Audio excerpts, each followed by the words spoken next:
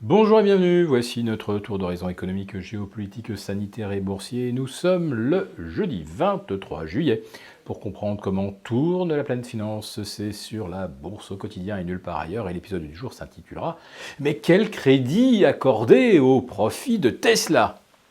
Oui, hier soir, l'événement, en fait, la publication que tout le monde attendait depuis déjà 15 jours, c'était les trimestriels de Tesla. Et on avait calculé, on va dire vraiment, avec un pied à coulisses et des instruments extrêmement fins, on avait calculé que Tesla pourrait extraire un bénéfice de 0,03 $. Et aux divines surprises, Tesla publie des profits de 2,30 $ par titre. Stupeur, stupéfaction et émerveillement de la communauté financière. Immédiatement, le titre s'envole de plus 7% au-delà des 1700 $, avant de retomber un peu plus tard vers 1650. Mais que s'est-il passé ? Les analystes qui ont décortiqué l'activité production de voitures, système de guidage et stockage, pensaient que Tesla aurait du mal à dégager des bénéfices. Et puis voilà que Tesla fait comme beaucoup d'autres constructeurs automobiles bien avant Tesla, qui n'a rien inventé en la matière, c'est sûr. Tesla fait du crédit automobile et ça rapporte. Rappelons-nous qu'avant sa faillite, General Electric était également non plus une entreprise industrielle, mais une entreprise qui faisait du crédit. General Electric était le premier loueur d'avions au monde. Je pense qu'il était aussi le premier loueur de flotte automobile au monde, loin devant les Hertz, Europcar, etc.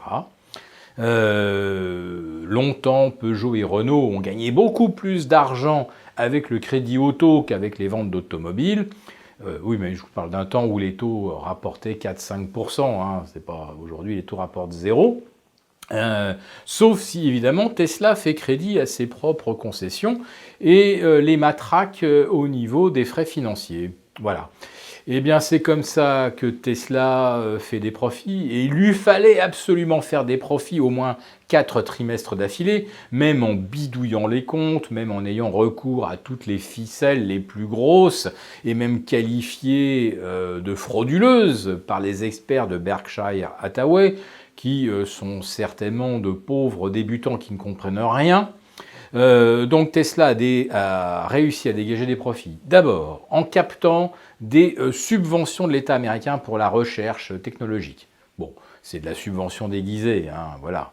Si les constructeurs automobiles européens recevaient également des crédits pour la recherche, vous imaginez que toutes les instances judiciaires américaines se mettraient en branle pour dénoncer ça. Donc voilà, il y a le volet subvention. Bon, pourquoi pas ? Après tout, Tesla innove, personne ne le conteste.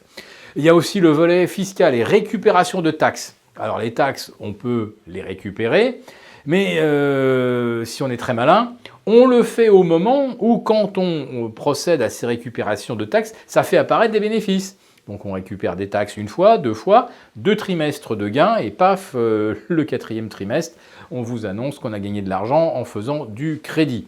Voilà. Alors donc je le répète, Tesla ne gagne pas d'argent en fabriquant des voitures, ne gagne pas d'argent en concevant des systèmes de guidage et ne gagne pas d'argent en créant des unités de stockage. Donc je rappelle une fois encore que c'est une activité à faible marge, alors que les analystes nous vendent ça comme si c'était le futur Apple 12, où on fait 60% de marge sur le produit. Ben non. Une batterie, c'est une batterie, et si des Chinois vous vendent une batterie à 600 $ la tonne, si vous la produisez à 1600 $, vous n'en vendrez pas, sauf si vous les mettez dans vos propres voitures, qui alors ne seront plus concurrentielles par rapport aux voitures chinoises. Je referme la parenthèse. Donc Tesla gagne de l'argent avec l'activité de crédit. Il pourrait même d'ailleurs s'amuser à faire du crédit immobilier, ou je ne sais pas. Pourquoi finalement faire que du crédit automobile ? Il y a peut-être d'autres moyens de gagner de l'argent également en faisant du crédit. Voilà.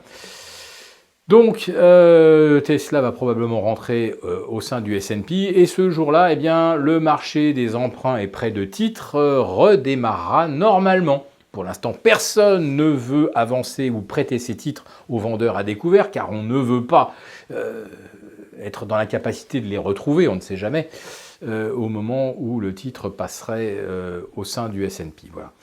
Mais si vous regardez le profil de Yahoo ou que vous regardez le profil du titre Orange de 98 à 2000, puis de 2000 à 2002, eh bien regardez ces deux graphiques intéressants et vous avez peut-être une petite idée de ce qui pourrait attendre Tesla une fois que l'attente sera devenue une réalité, l'introduction au sein du S&P.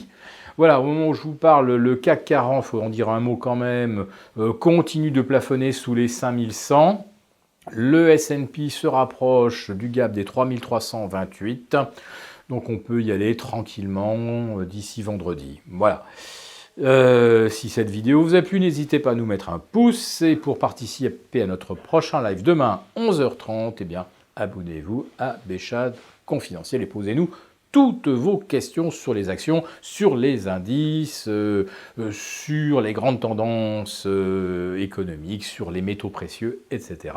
Et sur les métaux précieux, il y a beaucoup à dire.